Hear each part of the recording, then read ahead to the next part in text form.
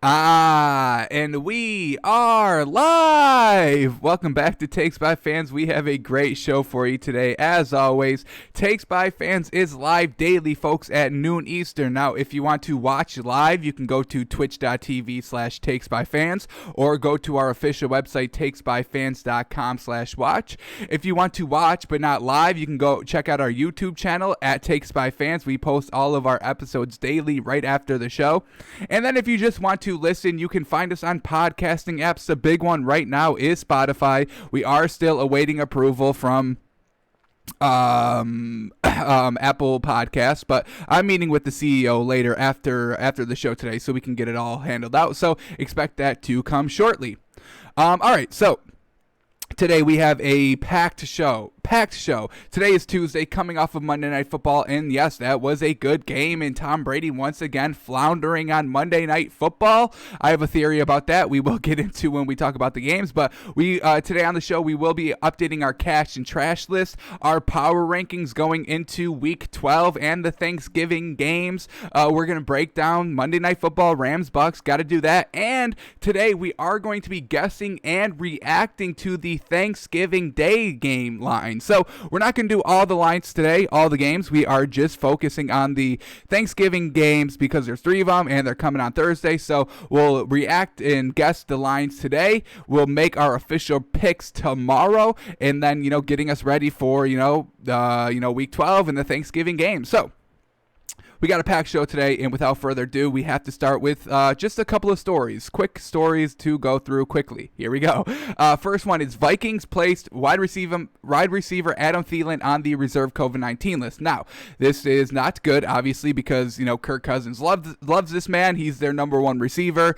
You still have Justin Jefferson as the rookie number 2 receiver, which is obviously very good. But Adam Thielen not being able to go is definitely going to hurt this Vikings offense because we know the pass really depends on the run, and the run game has been very good these last 3-4 weeks ever since the bye. So Adam Thielen's been having a great game. He just had an amazing one-handed touchdown catch in the end zone last week against the Cowboys. So definitely going to hurt the Vikings a little bit. Also, Ravens running backs J.K. Dobbins and Mark Ingram both have tested positive as well for COVID. I don't have the tweet here, but they are going to be out against the Steelers on Thanksgiving. So, I don't know, man. That Ravens team, that's kind of the heart and the soul. The run game. Mark Ingram, J.K. Dobbins, 2 great running backs for the Ravens. Not going to be able to go Thanksgiving against the Steelers. Definitely going to hurt Lamar Jackson. And now Lamar Jackson is going to have to throw the ball more than 180 yards. What will he do? Can he do it?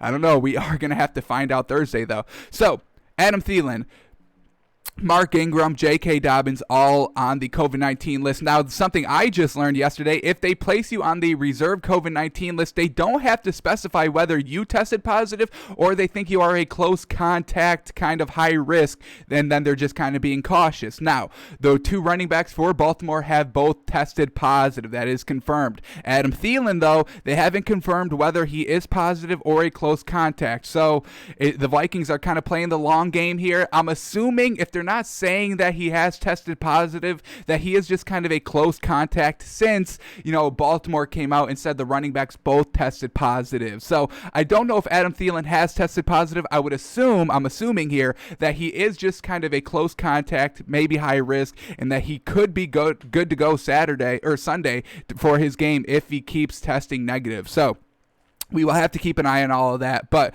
the definite news here is that J.K. Dobbins and Mark Ingram both will not be playing Thursday. All right, now players are getting off the COVID-19 list. Absolutely fantastic. Bills have activated cornerback Josh Norman off the COVID-19 list. Very good. He's a great corner. Well, not a great corner. He was a great corner maybe for 1 year, and then he got traded ever since he left. Where was it? Man, I forgot his OG team that he was with, and then he got traded. Was it the Panthers? Was he OG on the Panthers, or did he get traded? No, it was the Panthers, and then he got traded to Washington, and now he's in the Buffalo Bills. So, ever since he's really left Carolina, the man has not been great, unfortunately. And then we all saw the stiff arm.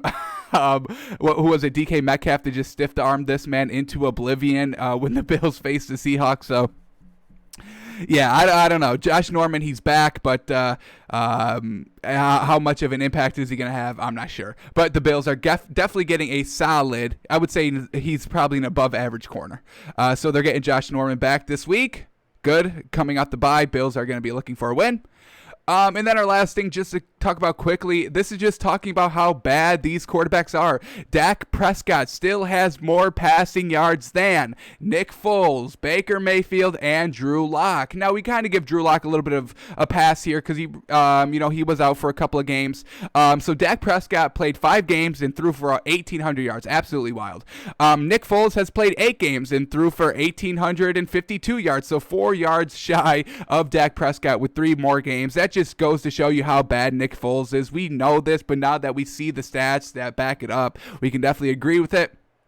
Baker Mayfield, he's played 10 games for only 1,850 yards, so 6 yards less than Dak Prescott. But that's kind of what we know about the Browns. They're not pass heavy because Baker Mayfield cannot pass. He's going to turn the ball over if you ask him to do too much. So the Browns offense is really kind of tailored to a run heavier game. Baker Mayfield being a kind of game manager. So in context, all these make sense. Nick Foles is just not good. That's why he has less passing yards than a quarterback that's been injured since week 5. Baker Mayfield and the Browns, they just kind of run the ball heavy because they have Kareem Hunt and Nick Chubb, and we've seen what they've been doing. 100 yards basically for both of them, just everybody eating of those running backs. So not surprising with Nick Foles, Baker Mayfield, and Drew Lock. He's been out a couple of games as well, and he's been throwing a lot of interceptions as well. So Dak Prescott, man, oh man, 5 games, 1,800 yards, absolutely fantastic, and is throwing more yards than some quarterbacks. Absolutely wild. Alrighty, so let's jump right into Monday Night Football from last night. We're done with the story. So Rams, Bucs, and this was a good one. They were going back and forth, kind of high scoring, 27-24. Both quarterbacks, showcasing their talent. And we'll start here with the Rams because, oh my goodness, did you see these Rams wide receivers? We'll start here with Jared Goff, 39 of 51. They threw the ball 51 times. Could you believe it? Well, you could because it was successful literally from the start to the end of the game. So Jared Goff, good completion percentage here, 39 to 51. 376 yards, 3 touchdowns, absolutely fantastic. He did throw 2 interceptions, and he did throw one to Jason Pierre-Paul, who only has 3 fingers. Remember, that man blew his hand off in a firework accident, so not a great look for Jared Goff with the 2 interceptions. Let's see what the Bucs did with those interceptions. The first one coming in the third quarter on the first drive for the Rams, and the Bucs cash in with the field goal. The second interception comes in the fourth quarter, and the Bucs took that down and went down and scored a touchdown to tie up the game at 24 points. So crucial interceptions by Jared Goff, and the Bucs cash in with 10 points off the 2 turnovers. So well done by the Bucs, not well done by Jared Goff. The run game was kind of just non-existent for the Rams. They didn't want to run because they didn't need to. The pass game was open. This Bucs defense cannot stop the pass, truly, folks. All right, leading rusher for the Rams was Malcolm Brown, 3 carries. 3 carries, yes, that's the leading rusher. 3 carries, 20 yards. Cam Akers, he had 5 carries for 15 yards. Darrell Henderson had 8 carries for 5 yards. So it just never got any traction. The Bucs were shutting down the run, but that's fine because the Rams have some great wide receivers. And look at this. Cooper Kupp, 11 receptions for 145 yards. Amazing. And Robert Woods, 12 receptions for 130. These 2 wide receivers combined for 175 yards receiving. Absolutely wild. And they just had a great game. Jared Goff had a great game. This game, 24-24 with about 3 minutes left in the game. Is that right? 3 minutes left in the game, and Jared Goff goes down on an 8-play, 53-yard, minute 17-second drive, sets him up for a field goal, and then they just play defense because this Rams defense is amazing, folks. We really have to start talking about this Rams defense being one of the better defenses in the NFL. Maybe top 3, Steelers, Rams. The third is really up in the air, whether it's going to be Miami. I don't know about, Tampa Bay because they can't stop the pass. They can stop the run decently, but, when you have Ndamukong Suh and Jason Pierre-Paul, you can pretty much stop the run, but the pass, they were just getting gouged, folks. Jared Goff just threw 376 yards. Wild on him. So maybe you put, maybe the Colts defense in the top 3, but the Rams, I think their defense is definitely top notch. They picked off Tom Brady twice on a game, potential game-winning, game-tying drive. You pick off Tom Brady, absolutely fantastic. Let's start talking about the Bucs now. Tom Brady, 26 of 48. That's like 54% completion. That's not good, folks. That's truly not good. So he didn't have a good game. Only 216 yards, 2 touchdowns, and 2 picks. Now let's see what the Rams did with those 2 picks. The first Tom Brady pick came in the third quarter, and the Rams go and score a touchdown off of it. So bingo, bango, great scoring off the turnovers. And then the last interception was just kind of the put-away game, or the put-away takeaway. Bucs down 3, trying to drive. They didn't have that much time. There was 2 minutes, 32 seconds left on the clock, so they still had a 2-minute warning, and I think they still had 2 timeouts. They definitely at least had 1, may have had 2. But, Tom Brady goes and throws a pick on one of his. This is a play that he loves to run in New England, and we can just watch the highlight right here. Let's just watch it. He's just going to try and go to Cameron Brate down the seam, tight end down the seam. Tom Brady loves it, but this is cover 2, and it's a very, very tight throw to make. You really have to be 100% perfect on this throw to get it over the defender, but not too much over the defender because there's a safety waiting, and unfortunately Tom Brady overthrows this ball. But we've seen that him make this throw time and time again. We've seen him throw this ball a ton, not just in New England, but in Tampa Bay as well. I mean, he throws this at least once a game, folks, and this one just gets away from him. Truly unfortunate, but Tom Brady wasn't playing good last night, and we have to give credit to this Rams defense once again, just being in the right positions, being it wasn't just Jalen Ramsey locking it down. It's this number 31. I'm blanking on the name, but he had a real good game as well, just being kind of matched up on Antonio Brown while Jalen Ramsey's trying to take care of Mike Evans. So, Antonio Brown on like a number 2 corner, you think he would get smoked the entire time. But this Rams defense is kind of deep at cornerback, and he had a very good game. I'm going to see if I can remember the name if I see it. It's number 31 for the Rams. It's not kicking in. Unfortunate. It's not Jalen Ramsey, obviously. Is it Darius Williams? That may be it. But anyway, great job by the corners of the Rams, picking off Tom Brady twice, cashing in 7, and actually closing out the games on their 2 picks. The run game for the Bucs, really non-existent as well. They were just relying on Tom Brady. Ronald Jones, the leading rusher for the Bucs, 10 carries for 24 yards. That's not good. 2.5 yards a carry. Got to be at least 3, folks. Leonard Fournette, another bad game by him. 7 carries for only 17 yards. And he had a couple of drops as well, trying to just get the ball out to him in the flats. I mean, Leonard Fournette had 4 targets for only 1 reception. He just was not catching the ball out of the backfield for Tom Brady. It was truly unfortunate. So Tom Brady, this is my theory on him. He's always been floundering on primetime games because Bill Belichick, he's at home watching and judging, and Tom Brady knows that. Tom Brady knows instantly when he left that Bill Belichick was just going to be sitting back watching Tom Brady probably sink, most likely sink, and that's why, Tom Brady's getting a lot of primetime games. We saw him, against the Saints, not good, 3 points against the Saints at home. Is that what it was? Just absolutely trash. And then we get this, a game-losing interception, 2 interceptions by Tom Brady. Not good. So Tom Brady, once again, not a good game, and this is why we can't buy this Bucs team. Yes, they're loaded with talent, but Tom Brady just can't get the ball to his actual wide receivers. He threw to his wide receivers this game, but it wasn't, anything big. Antonio Brown, leading receiver for 57 yards. He had 13 targets, 8 receptions for only 57 yards. It wasn't anything big. It wasn't downfield explosions. It wasn't.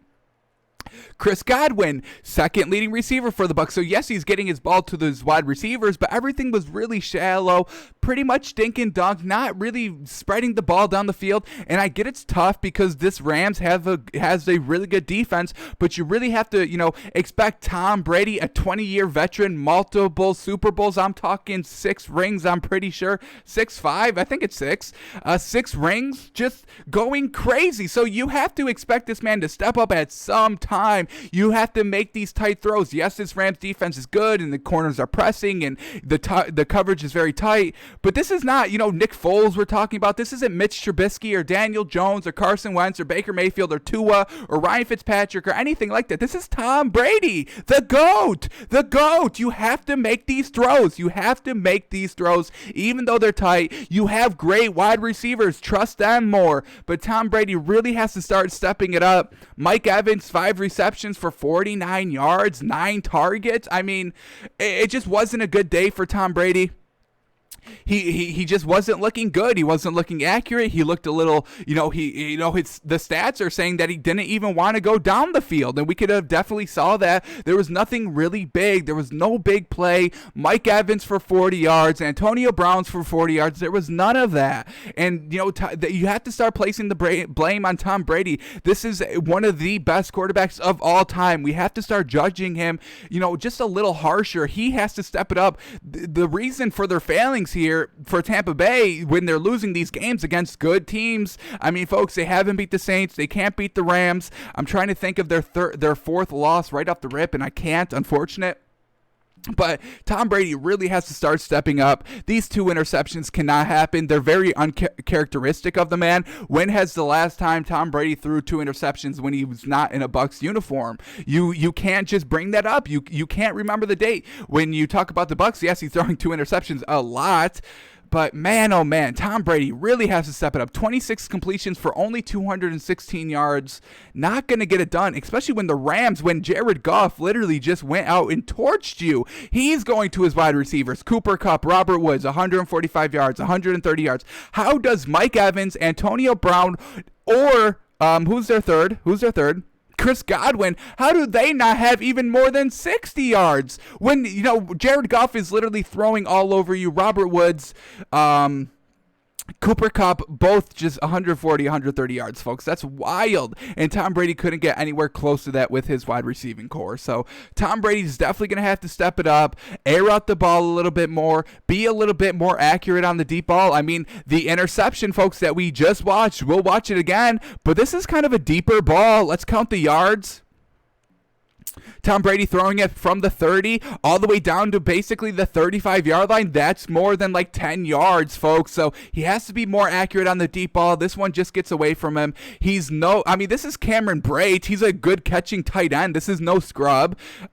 So Tom Brady really just has to step it up, folks. And this is why we can't buy this Bucs team, because Tom Brady is not stepping up when he needs to. This was a huge game. Monday Night Football against the Rams at home. This is really, your chance to solidify, yes, I'm the Bucs quarterback, but this is still the same old Tom Brady who's won rings, and he hasn't done that. So we just can't buy this Bucs team, and it's truly unfortunate. All right, so that was Monday Night Football. Brady losing another big game. What else is new? Well done to the Rams. Well done to Jared Goff. Well done to Sean McVay. Rams get the win, 27-24.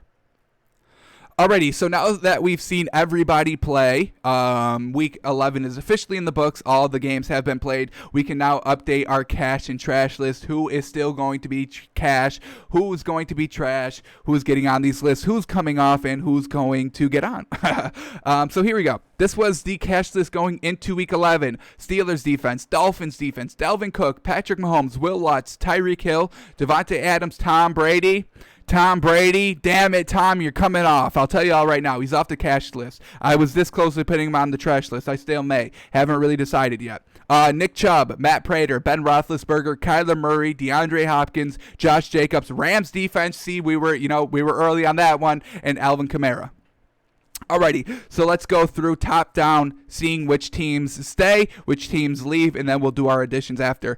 Steelers defense is the first one up, and we're still going to keep the Steelers defense on the cash list, folks. I mean, you hold the Jags to 3 points at home. Absolutely fantastic. They pick off Jake Luton 4 times. Absolutely fantastic. If you can hold the team to under 10 points, that's truly fantastic. They held them to 3 here. We're going to keep the Steelers defense on another week. And folks, look when they first got on this list. September 27th. Folks, the Steelers defense is the real deal. And, they're proving it for another week here.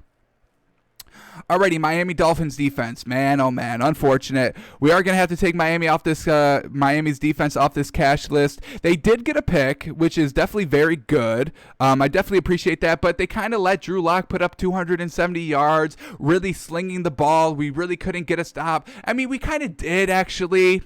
Our defense really wasn't the problem. This fumble on the 1 yard line to give ourselves another chance, one more chance to go and tie up this game.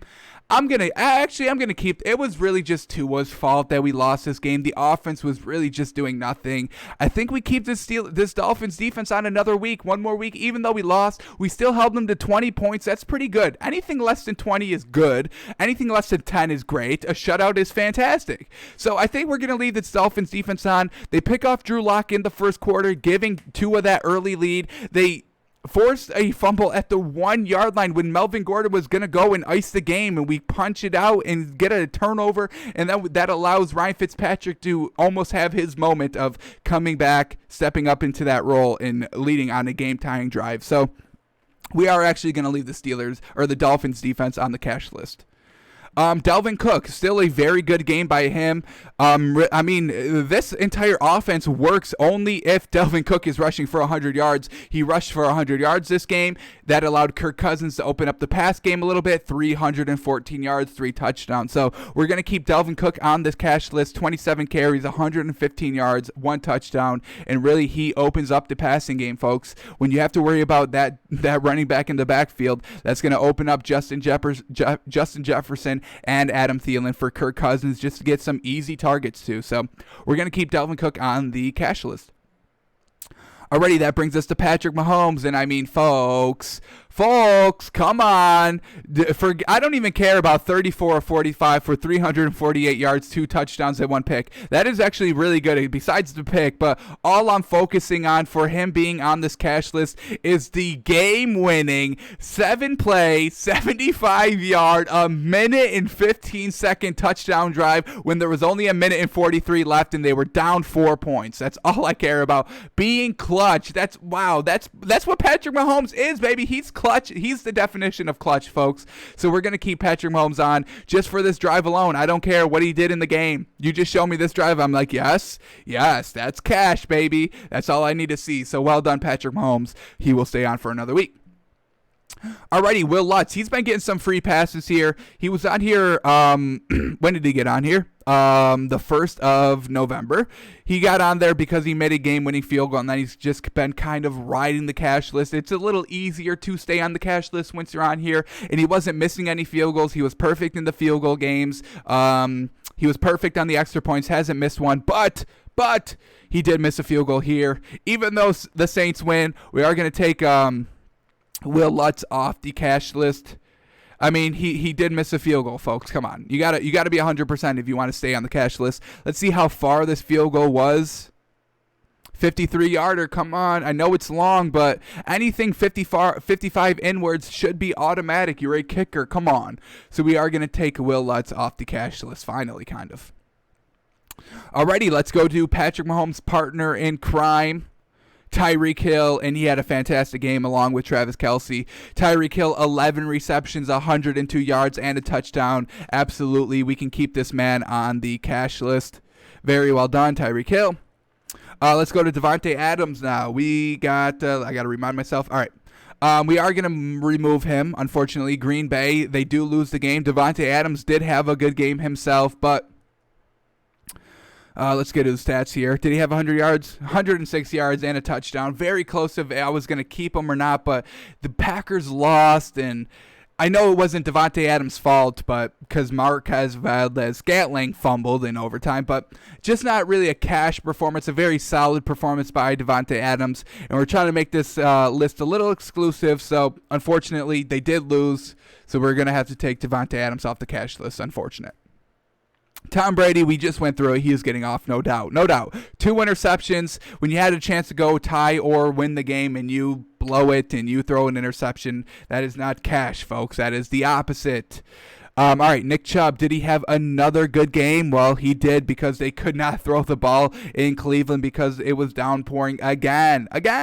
So Nick Chubb goes 20 carries for 114 yards. He did not have a touchdown, unfortunate, but he still had a very, very good game. We are going to keep Nick Chubb on the cash list. He was really the only one doing work. Kareem Hunt couldn't get it going. He only had 11 yards. So all the running productivity came from Nick Chubb, and we're going to honor him with keeping him on the cash list for another week. All right, let's go to Matt Prater now. Game-winning field goal for the Lions last week, but the Lions go out and score no points. Matt Prater, did you miss any kicks? Oh, he missed a field goal. Unfortunate. Let's see how long this field goal was that he missed. 51 yards. Unacceptable. Matt Prater, no points because of you. You could have lost 20-3, but unfortunately you lose 20-0 because Matt Prater can't make the kicks. Alrighty, then that brings us to Ben Roethlisberger. This man had a pretty good game as well. 3 touchdowns. Am I remembering right? Is my memory failing me? It is a little bit. 267 yards, 2 touchdowns, and the pick. Unfortunate. We are going to have to take Ben off the cash list. It wasn't a bad performance. It was a good game manager performance, but he did throw the interception. Didn't really matter because, they were basically winning the entire game. The interception came, consequence-free. We talked about this when we were breaking down the games yesterday. Just kind of consequence-free.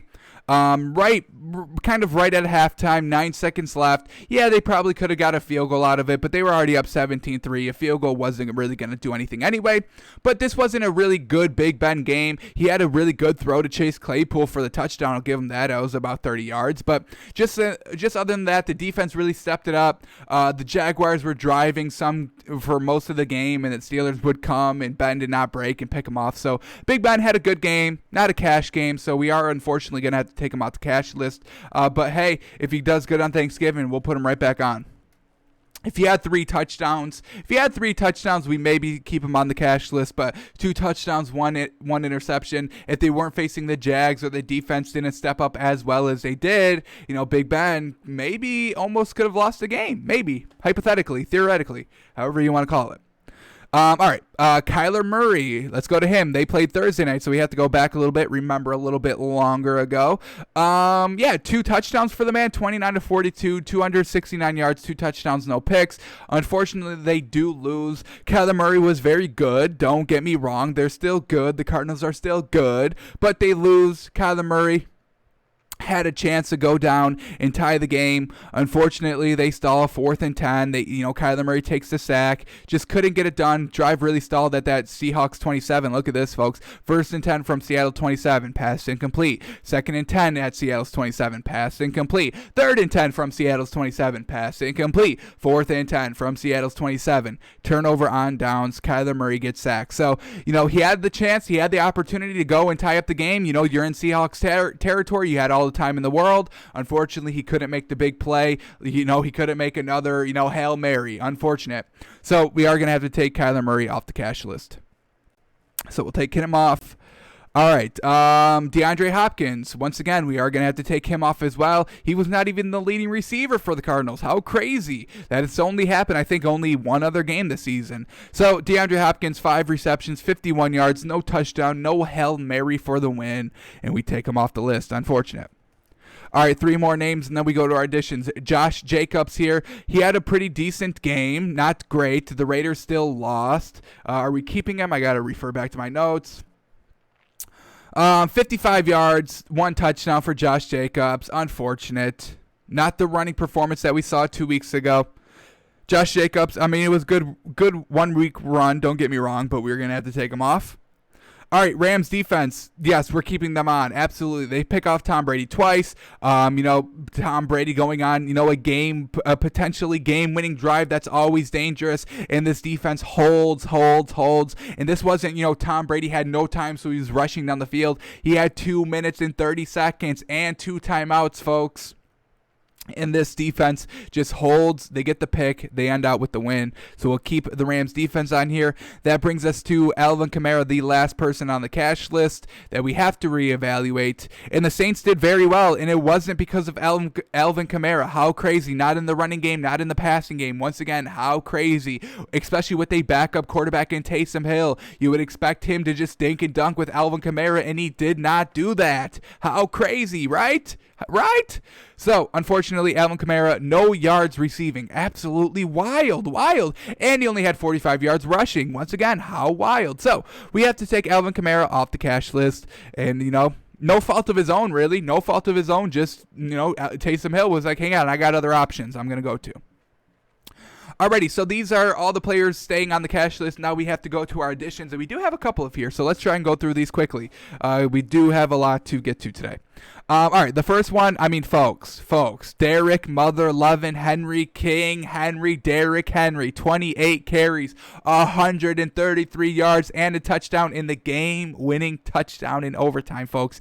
Absolutely fantastic. Walk-off touchdown, 130 yards, just punishing this Ravens defense the entire game. That's what the Titans do best, and that's what they did best on Sunday. So well done, Derrick Henry. He's coming back onto the cash list. I've missed having him on here. Very well done, Derrick Henry. When was Sunday's games? The 22nd. Alrighty, so 11-22. Very well done, Derrick Henry. Love having this man back on the cash list.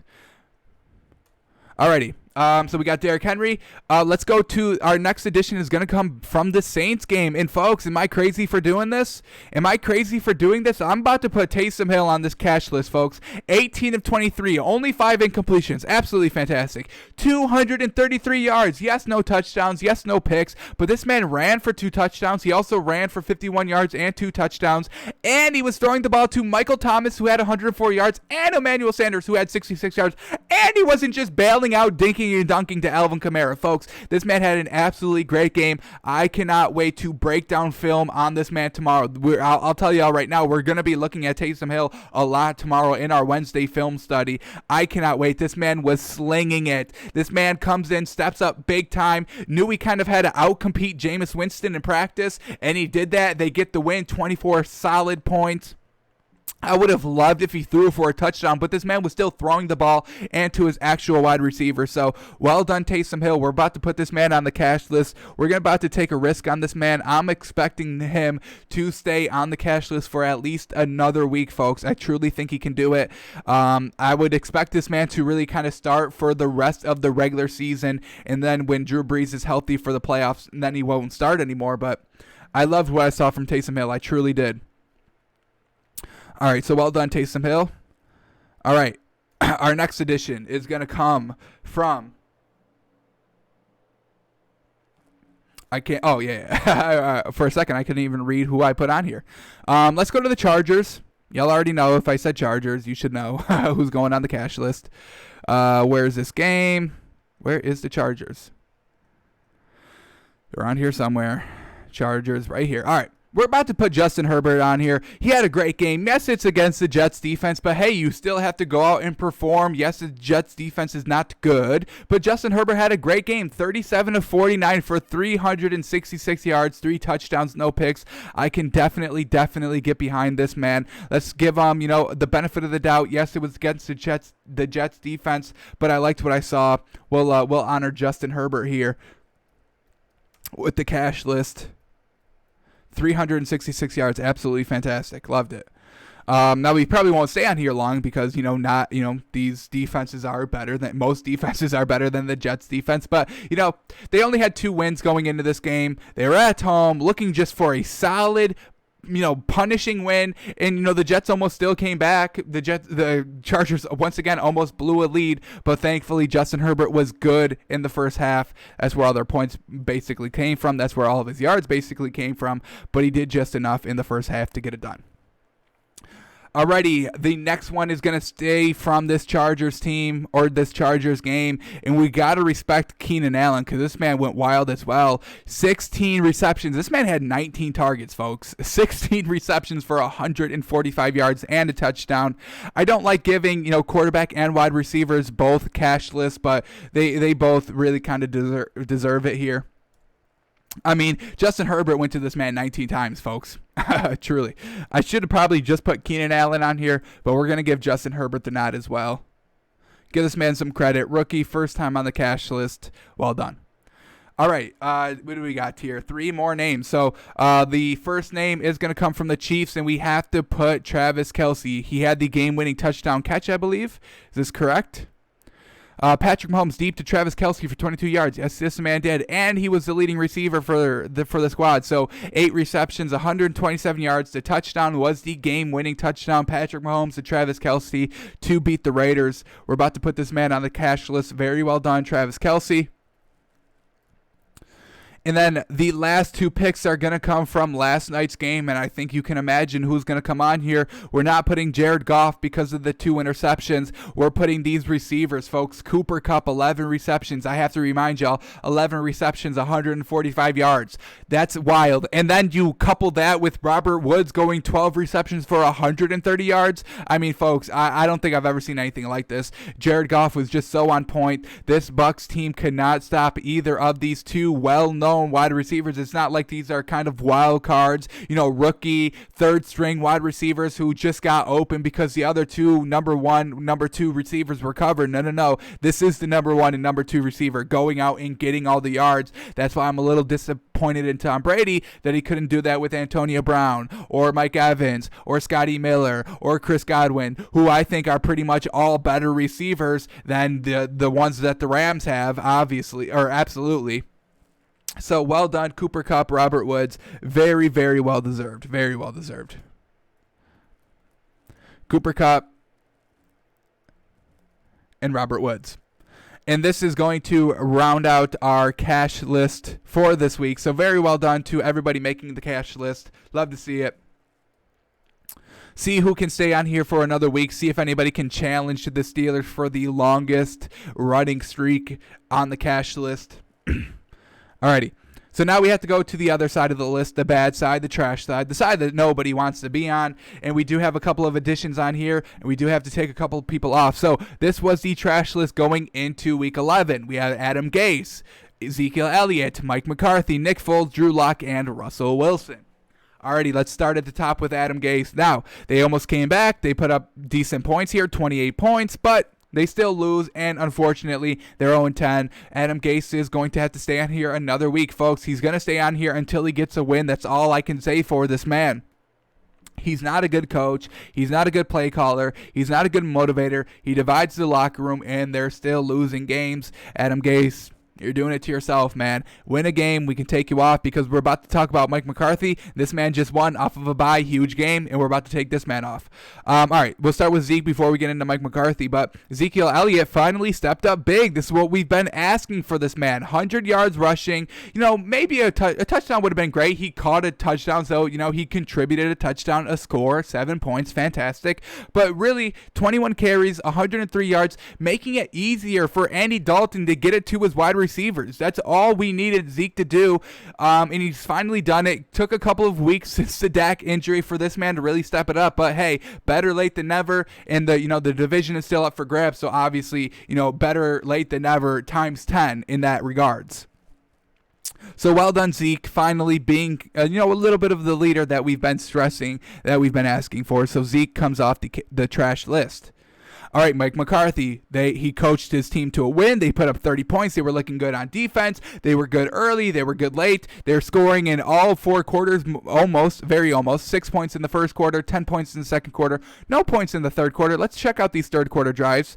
They only had 1 drive because, the Vikings went on 2 long 5-minute, 6-minute touchdown drives, so that's not good for the defense. But, they didn't have too many opportunities to score in the third quarter, and they definitely made it up in the fourth quarter, putting up 15 big ones. So Mike McCarthy got his team ready to go off of a bye on the road, rising Vikings team, and they come out and play very well. Good offense, bend but don't break defense. That's the best defense in the league, or that's the best type of defense. I'm not saying that the Cowboys are the best defense in the league. The bend but don't break, folks. That's what we're looking for. All right, so well done, Mike McCarthy. That's how you do it, Adam. Adam Gase, that is how you get off the trash list. Winning off the bye. Absolutely love it. They can't even win. And I think they had their bye already. They were coming off the bye, weren't they? Wasn't Adam Gase coming off the bye? Week 10. I'm almost 100%. The Jets were on a bye. Week 10. 1 second. Let me refresh this website. Yeah, Jets and Cowboys. So they, yeah, Adam Gase, absolutely trash. Off a bye. Come on. Alrighty, let's go to Nick Foles now. This man's about to get benched. This man is about to get benched. Matt Nagy has still not said who the starter this week is going to be for the Bears. Mitch Trubisky, Nick Foles, or a new quarterback. I'm assuming it's going to be a new quarterback. The Bears were on a bye this week. Unfortunate. So we are going to have to leave Nick Foles on here for another week because he hasn't proved himself to get off. All right, Drew Lock. Let's go to him now. He won the game. He threw for 270 yards. The pick was absolutely not good, but it came in the first quarter. He was kind of able to overcome it in the long run of the game. No touchdowns, but 18 of 30, that's not good either. No touchdowns is not good. But he won the game, 270 yards, I can kind of respect, and he didn't let that interception on his first drive kill him or ruin any of his momentum, so that I give him a little bit of credit for. So we take Drew Lock off the trash list. Not a good performance, definitely nowhere near a cash performance, but definitely not a trash performance. A very not good performance, though, besides the yards. All right, that brings us to Russell Wilson. This man got the win, no turnovers on Thursday Night Football, got his revenge against a team that he just lost to. Everything is good. I mean, he dinked and dunked his way to victory, but sometimes that's just how you have to win the games, and we don't shame anybody for dinking and dunking their way to a win. So Russell Wilson, well done. We are going to take him off the trash list. Alrighty, so now we do have some additions. We got 1, 2, 3, 4, 5. Is that right? 5? 5 big additions to the trash list. There is some more trash people, so let's get into it. Our first one, this man knows the trash list. He's very familiar. He's been on here before, and we have to put Carson Wentz back on the trash list, folks. I mean, 2 turnovers, 2 interceptions. Yes, he threw 2 touchdowns, but we don't care. I mean, they lost. They basically lost 22-10. He scored a garbage time touchdown. Is that supposed to be impressive? Without that, he has 1 touchdown, 2 interceptions. That's kind of classic of what he's been doing all season. Did he also fumble too? He did fumble. He didn't lose it, thankfully, for him. But his first interception came in the first quarter for a pick 6, giving up free points, giving up the momentum to Cleveland, giving up the lead to Cleveland. And then his second interception came in the fourth quarter when they were trying to come back. He throws an interception. That really puts the game away. But Carson Wentz, welcome back to the trash list, buddy. They always come back. Carson Wentz, just, man, got to get better. Stop turning the ball over. Gosh darn. Alrighty, so our next trash list is going to come from the Green Bay Packers game. I mean, folks, you let Aaron Rodgers come back and make a miraculous 40-yard pass from the end zone to midfield to set up a game-tying field goal, and then you get the ball to start in overtime, so Aaron Rodgers goes down the field, scores a touchdown, game over. But you fumble the ball, Marquez Valdes-Scantling, you fumble the ball on a wide receiver screen, and you lose the game because of it? That is the definition of trash. Yes, you had a touchdown in the game, but what have you done for us lately? And the latest thing that we saw from you was fumbling in overtime after Aaron Rodgers gifted the Packers kind of a comeback from behind, miraculous win, and Marquez Valdes-Scantling fumbles it. He beefs it. He truly beefed it. Could you believe it? Because I could not believe what I saw when I was watching it live. I'm definitely going to butcher the name. Maybe. I think I may have just I think I spelled this entire thing right. All right. Marquez Valdes-Scantling, welcome to the trash list. Man, fumbling in overtime. That is real trash. That's garbage. All right. Let's go to the Steelers-Jags game.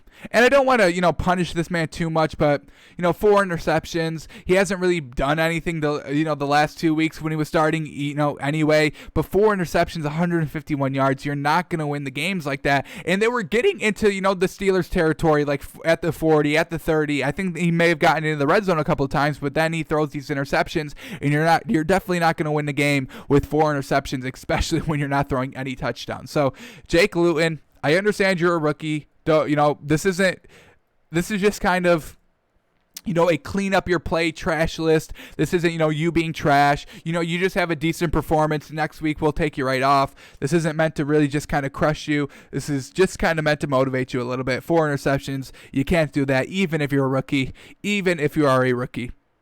So Jake Luton, he goes on. And now we have 2 more. I'm going to put Ryan Fitzpatrick on the trash list, folks. I mean, yes, he came in, and yes, he was just kind of slinging the ball just to get us, but when you're able to drive and you're going into the red zone and you throw an interception on a potential game-tying drive, and it wasn't even on 4th down where it was like a Hail Mary. This is 3rd and 8 and there was a better option open. You throw the game away. This is what we know of Ryan Fitzpatrick. This is why you're not the starter, because you make these mistakes. You throw the interceptions in the big spots at the worst times, and he's still continuing to do this. Yes, he wasn't the starter, and yes, Tua should be on the trash list as well. But Ryan Fitzpatrick, trash. I mean, you went on the field. You had to play. You had to go and perform very well, and he didn't. So, if you get on the field at any time of this game, folks, you have to be ready to go. Ryan Fitzpatrick, goal or red zone interception.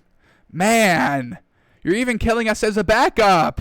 I rather would have lost, putting up no points with keeping Tua in than Ryan Fitzpatrick almost bringing us back and then crushing, the game losing interception. So truly unfortunate, but Ryan Fitzpatrick, he will be on the trash list. Now, if he doesn't play next week, we'll take him off. We're not going to keep him on the trash list because he's probably not going to play anymore or a lot. So we'll just keep him on this week. We'll take him off definitely next week as long as he does not play.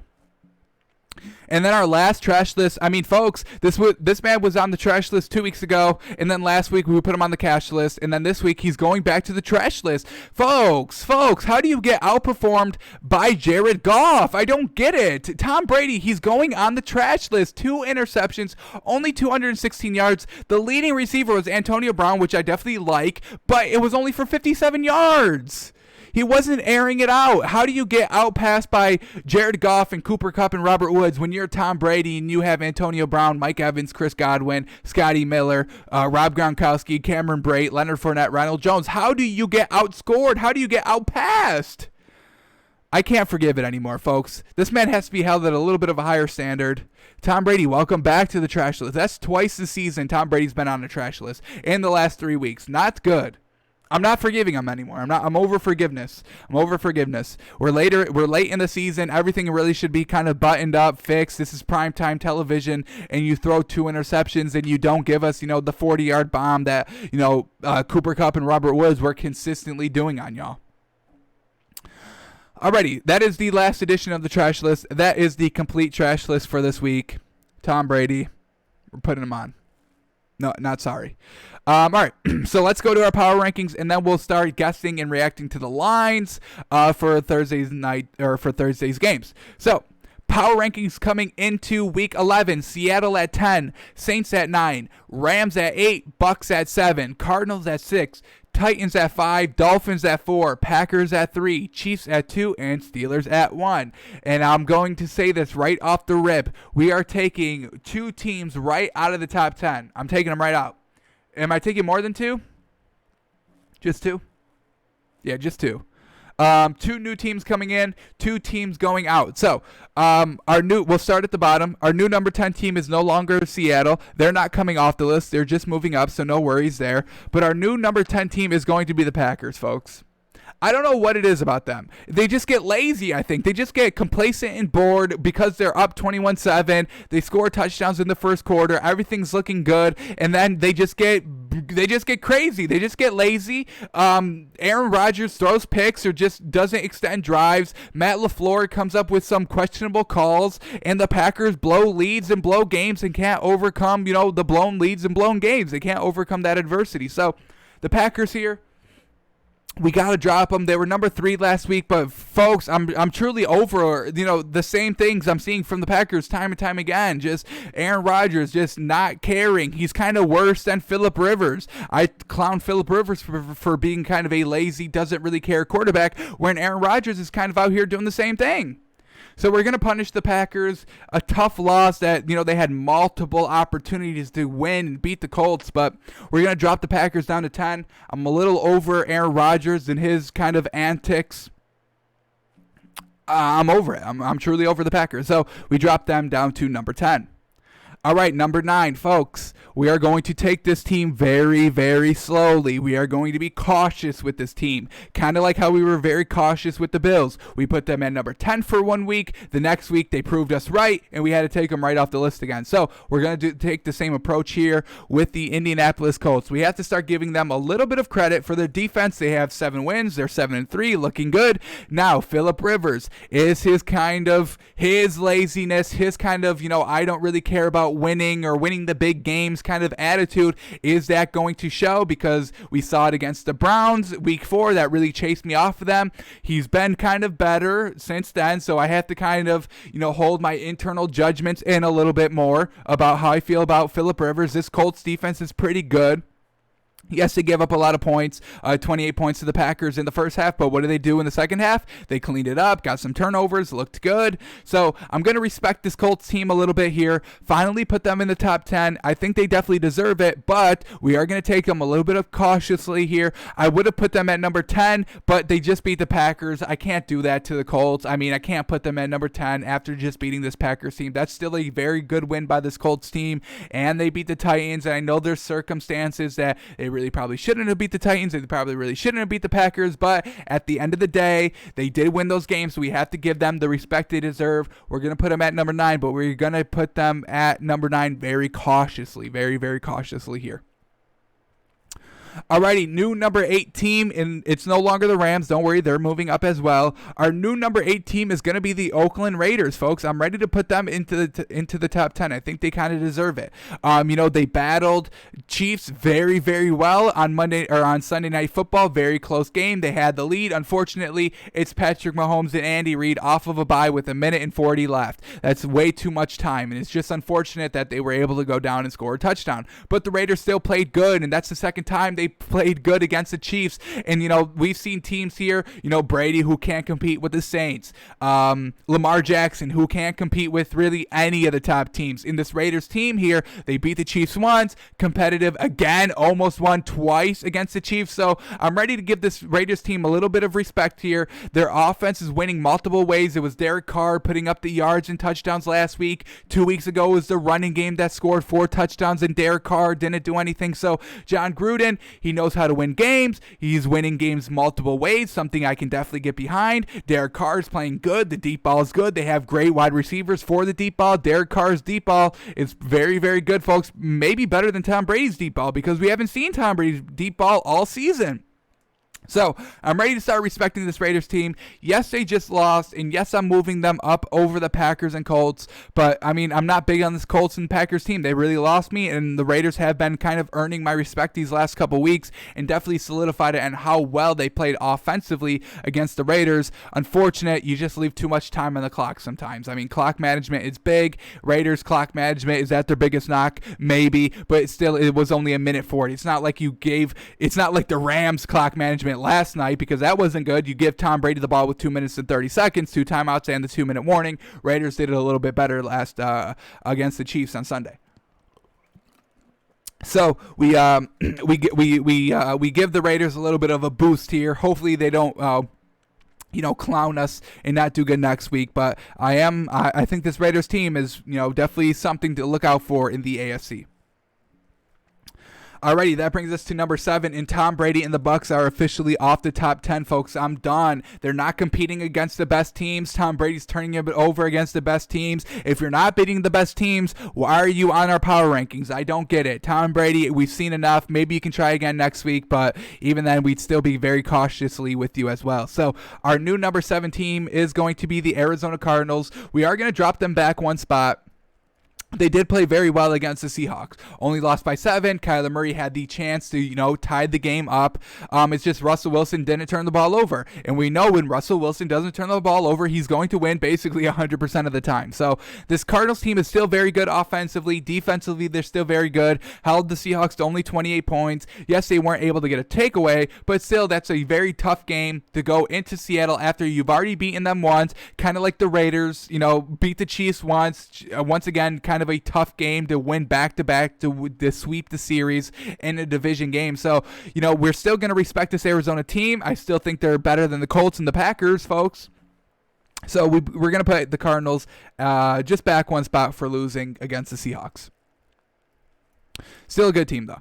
All right, new number 6 team is going to be the New Orleans Saints, folks. I mean, they lose Drew Brees, and Taysom Hill just comes in, and he played folks, I'm telling y'all, that was the perfect game plan for him. Sean Payton limited his throws to only 23, and he made 18 of them. They ran him a lot. He was aggressive. It wasn't like, I'm the starting quarterback, I don't want to get hit anymore. No, he was still very aggressive with the runs. He was accurate. He was slinging. Folks, when I was saying he was slinging it, I mean, the stats say he was slinging it, and we're going to look at it tomorrow. 18 completions for 230 yards, that's slinging it. If you're throwing more than 10 yards a pass, that's slinging the ball. That man was slinging the ball to his actual wide receivers, using his actual weapons. Drew Brees doesn't even do that. When was the last time that Drew Brees was a starting quarterback that the Saints had their leading receivers be Michael Thomas and Emmanuel Sanders, number 1 and 2, and Alvin Kamara had 0 catches for 0 yards? You can't find that stat because it doesn't exist. So Taysom Hill comes in, uses his actual wide receivers as true weapons, and completes a very good game, 24 points. The defense held very good, held Atlanta to only 9 points, 3 field goals, nothing really in the second half at all. I'm big about it. When you lose your starting quarterback in Drew Brees, I mean, that's not like losing Nick Foles or losing Tua or losing Justin Herbert. This is Drew Brees we're talking about, folks. And Taysom Hill steps up perfectly. I expect this man to have continued success as the starter. I hope he's still a starter. I do not want to see Jameis Winston after what I saw from Taysom Hill, truly. So we honor the Saints here. We respect the Saints. Good win, and they move up to number 6. Alrighty, number 5 is no longer the Tennessee Titans, and once again, don't worry, they're moving up and not down. Our new number 5 team is going to be Seattle. Very good win. Russell Wilson didn't turn the ball over. Won at home. Multiple touchdowns. Russell Wilson was dinking and dunking. No worries, though. Sometimes that's what you have to do to get the job done. The Seahawks defense held Kyler Murray to 21 points. Did not allow Kyler Murray to run wild all over them. So Seahawks are back at it. They get the win. They clean up their offense. Russell Wilson's not turning the ball over. That was the only reason why we were lowering them every single week on our power rankings, was because Russell Wilson was throwing multiple interceptions. He's not doing that anymore so far, so we reward them. They get the win. Good division win against the Cardinals. Revenge game at home. Good play calling. Good, defensive schemes as well. And we honor the Seahawks with the number 5 pick. Alrighty, the top 4 now. New number 4 team is no longer Miami. No, they are not moving up, folks. I mean, the everything that I needed to know about this Dolphins team was kind of answered last week. When the defense is not, gifting, easy touchdowns to Tua, he struggles to move the ball down the field. I mean, the stats said that, the last 3 weeks, they were getting bailed out. We were kind of hoping that Tua would still learn, and this man is still learning. He's still a rookie. This was his 4th game last week, so we're not knocking the man, but we can't put them in the top 10. There's better quarterback plays. Taysom Hill just steps up. He's is very good. There is better quarterback play out there. So until Tua can be a little bit more consistent in driving down the actual entire length of the field, can go on a 75-yard drive, 70-yard drive. That's what we need to start seeing from Tua. Yes, the defense is very good, holding the Denver to 20 points, multiple turnovers, the interception, the fumble at the 1-yard line. Our defense is fine, but we do need our offense to step it up, and Tua definitely needs to start, taking the next step. Once again, he's only 4 games in, so really no rush. But we can't keep him in the top 10 for their performance last week. So the new number 10 team is going to be the Rams, folks. This Rams team, their offense is very good. It's very solid. They're always in that kind of 20 to 24 points. They scored 27, kind of above their average. Kind of surprised me a little bit that they put up 27 points. I thought they would kind of be stuck around 21 to 24, but they get 27. Very well done. The defense picks off Tom Brady twice, holds Tom Brady to only 21 points, holds Tom Brady's receivers to only 60 yards max. Absolutely fantastic. This Rams defense is the real deal, folks, and when their offense is on point, like they were on point yesterday, if Jared Goff doesn't turn the ball over twice, I mean, this game is kind of a blowout. So love what the Rams did last night. Love this Rams defense, and they're our number 4 team. Alrighty, our new number 3 team is going to be the Tennessee Titans. What a great win against the Ravens. I mean, the Ravens, they're still a tough opponent. They're just not good. They're not winning the tough games, but they are still a tough opponent to play. So Titans getting a nice win there. Derrick Henry overcoming. They were down against the Ravens. The wide receivers were dropping passes in the first half. They all cleaned that up in the second half. Derrick Henry got going. Ryan Tannehill, the aggressive call, the fake punt, and then you have your backup quarterback complete a 7-yard fake punt for a first down, folks. They were pulling out all the stops. This team, everybody buys in and everybody is ready. Next man up mentality. Hey, a backup quarterback, we need a big play from you. We're on the road, we're down multiple scores, and we need you to fake punt or to catch the fake punt and throw it for the first down. Can you do that? Oh, you can, because we're so well coached and everybody buys in. This Titans team is one of the most complete teams there is, and I love watching them. Derrick Henry opens up Ryan Tannehill. Ryan Tannehill opens up Derrick Henry. It's a match made in heaven, and it's one of the best tight. I think it's probably the most tight-knit team besides the Steelers there is. So love this Titans team. We move them up to 3. Chiefs are going to stay at 2. Still a very good performance. Patrick Mahomes being clutch is always very great to see. Unfortunately, the Steelers are 10-0. Now, I think the Chiefs had faced better competition than the Steelers have, and maybe you put the Chiefs at number 1 for that, but I'm going to honor 10-0. That's never easy to do. I mean, if it was easy to do, there'd be more teams doing it. Yes, the Steelers haven't faced, great teams, but they've been winning kind of bigly. They've been kind of blowing out the bad teams, doing what they're supposed to do. The defense is good. Big Ben is still looking good. It's not their fault that they have an easier schedule, and we're not going to penalize them for having an easier schedule, especially how they're playing in their easier schedule. I still like the Chiefs, though. Patrick Mahomes, folks, we all know it. A minute. That's all he needs. 1 minute, probably not even that. He could probably do with 45 seconds left. I wouldn't surprise me. So Chiefs are going to stay at number 2. Steelers are going to stay at number 1. It's going to be tough for the Chiefs to really overtake the Steelers until they lose the game. But, anything can happen. So this is our new top 10 going into, Thanksgiving week, folks. Week 12. Cannot wait. We may update our power rankings on Friday as well. If anything big happens on Thursday, we might shake it up, going into Sunday's game. But yeah, very well done to the top 10. Packers at number 10, Colts at 9, Raiders at 8, Cardinals at 7, Saints at 6, Seahawks at 5, Rams at 4, Titans at 3, Chiefs at 2, and Steelers are still our number 1 squad. Alrighty, before we get out of here, we are going to guess and react to the lines of the Thanksgiving Day games. Gonna squeeze that in today, and then tomorrow we will make our official picks along with our film study. So these are the 3 games going on Thanksgiving night. Let me write these down, and then we'll guess the lines real quick. We'll react to them very quickly. We'll give our initial reactions, and then we'll make our official picks tomorrow. So we got Texans-Lions, Washington Cowboys, and Steelers Ravens. Alrighty, first game up, Texans-Lions. Alright, this Lions team offensively did not do anything last game because they had no offensive pieces. A lot of pieces not playing out pieces. Kenny Galladay, DeAndre Swift, one other player for the Lions. So no kind of reason why the Lions would have put up points anyway last week. They couldn't. This Texans team found their groove last week, put up a lot of points. Love to see it against, the Colts or the Patriots defense, which is, decently solid.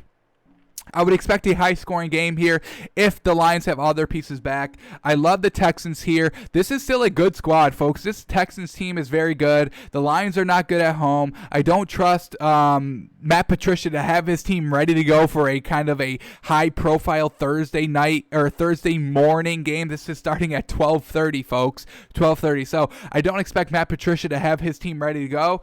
I'm going to call this one Texans minus 3.5. And unfortunate because I want to take the Texans straight up, and we probably get no value. So Texans minus 3.5. I think they're clearly the better team. They're the better offense. They have the better quarterback. They have the better weapons. They have the better coaching staff, which is kind of crazy to say because they have an interim head coach because their head coach got fired. That's how much I don't like Matt Patricia. So if the Lions have all their weapons back, we'll kind of see how that progresses. Are they going to have DeAndre Swift, Kenny Galladay, and their other wide receivers back? Because if they don't, expect them to put up no points again. They have no true talent. They don't have the coaches to elevate their players, and Matt Stafford can elevate his players a little bit, but he's banged up himself, and we saw what he did last week. You couldn't even score. I mean, the Panthers defense is pretty good because I do like Matt Rule, but this Lions offense is not good, folks. So we're going to call this one Texans minus 3.5, and it's going to be truly a pity because the Texans really should blow the Lions out. All right, Washington Cowboys, and the Cowboys just came out their best win of the season, their best game of the season, and I expect them to continue that here. Primetime game, division game, Thursday night football, Cowboys at home, Andy Dalton off a good performance, Zeke off a good performance, this defense off a pretty good performance. They let Kirk Cousins throw all over them. They let Dalvin Cook run all over them, but at the end of the day, they win the game. They bend but don't break defensively. And, this Washington team has no players even close to the caliber of Kirk Cousins or Zeke Elliott. They don't have that. Do not say that Alex Smith is a good quarterback. Yes, it's okay. It's fun if you want to just cheer this man on because of the injury he overcame. I'm well and good with that. But this man's throwing multiple interceptions, barely putting up any points, not really moving the ball consistently. So I love the Cowboys here. We're going to take this one, Cowboys minus 4.5. And once again, it's truly a pity because, we really could get some good value out of these teams because of their record and who they're facing. But if Vegas is smart, they're going to have these teams. These are clearly the favorites. I mean, the Texans should be clearly the favorites of the Lions, and the Cowboys really should be clearly the favorites over Washington. So I don't think we're going to get any good value for Thanksgiving, unfortunately. No gifts from Vegas like, like Cowboys plus 7 last week. I mean, that was the gift of all gifts, folks. Truly, we called it perfectly here on the show. I don't think we're going to get I don't think we're going to get that this week with the Cowboys. Unfortunate.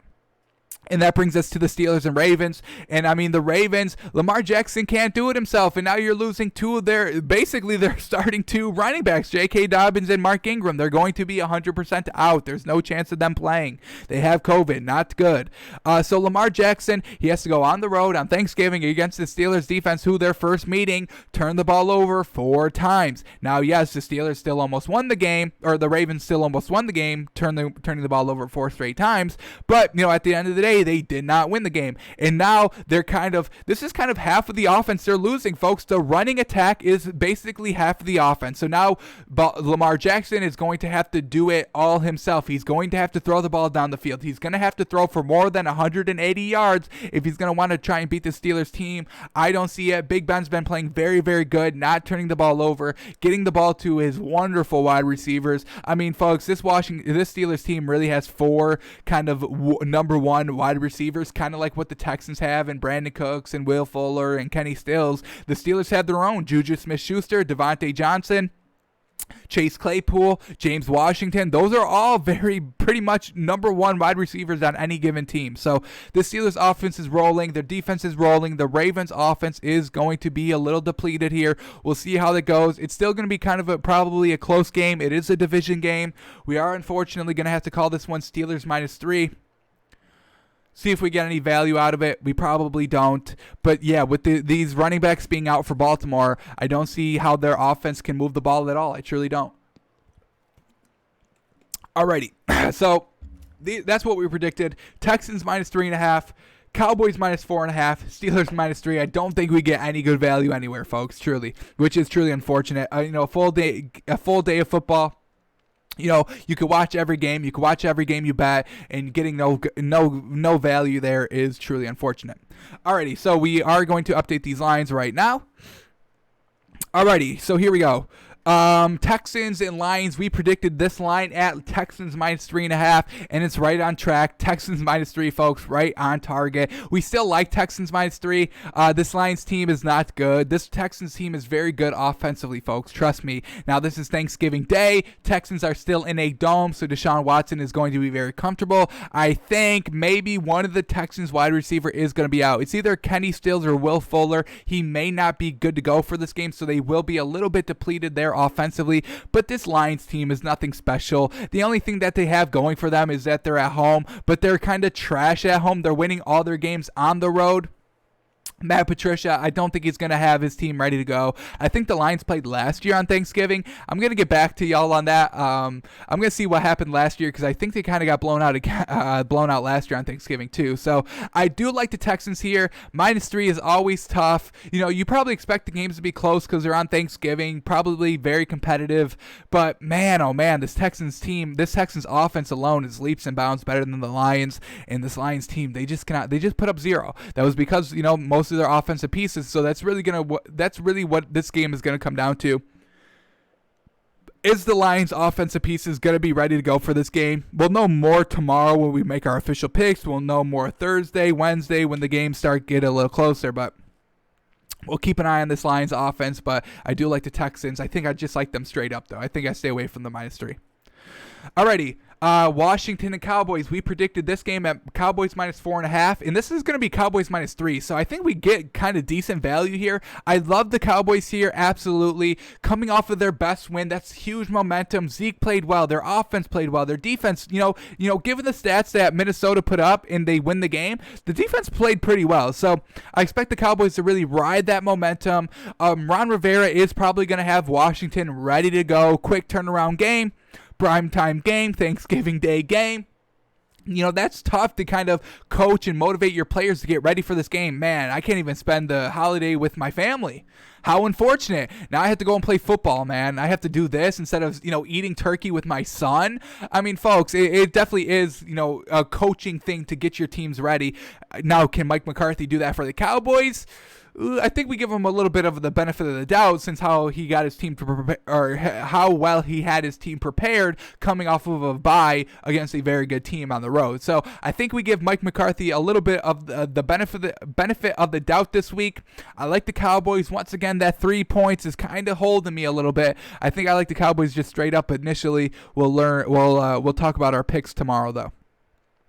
And then that brings us to Ravens and Steelers. We predicted this game at Steelers -3, and this one's going to be Steelers -4, so we're off a full point. I mean, folks, I think we just have to swallow the 4 here. That's it. This Ravens team, I think they're going to lay a big goose egg offensively, and I know that's kind of hard to believe since they just came off of a big loss. They haven't beat anybody good, so you're like, they're going to turn it around eventually. I don't know if it's going to be this week. Steelers, every facet of the Steelers team is rolling. The coaching staff, the Big Ben, the wide receivers just in themselves, this entire defense. And I think Steelers are at home, Ravens have to travel. It's a tough loss that they just had to swallow last week. They're losing 2 huge running backs, Mark Ingram and J.K. Dobbins. I mean, I'll tell y'all what they just did. Let's look at what they just did. Let's get to this Ravens team, this Ravens game. Last week, J.K. Dobbins 70 yards. Mark Ingram only had 2, so J.K. Dobbins, him being out, it's really just going to be Gus Edwards and Lamar Jackson. Can they get it done? I don't know, man. I don't think so. So early, I do like Steelers -4. I think we just have to swallow it. If we swallowed the 10.5 last week, we would have been big winners, and I think we just have to swallow it. That we're clearly getting the better offense. We're clearly getting the better defense. Steelers 10-0, looking to sweep the Ravens. Steelers -4. I think it's fine. I think we just have to swallow it. All right, yeah, we were basically spot on. I mean, we were half a point off on the Texans. We were kind of off on the Cowboys. We did say 4.5, unfortunate. And then Steelers -3. So right around there. Basically exactly how we expected it. Really getting no good value anywhere. Hopefully Sundays are a little bit better. We'll predict the rest of the games on Thursday. Tomorrow we'll be back with our picks. Alrighty, so that's going to do it for us today. We'll be back tomorrow when we do our game study, our film study. We will give our official picks for Thursday night's games.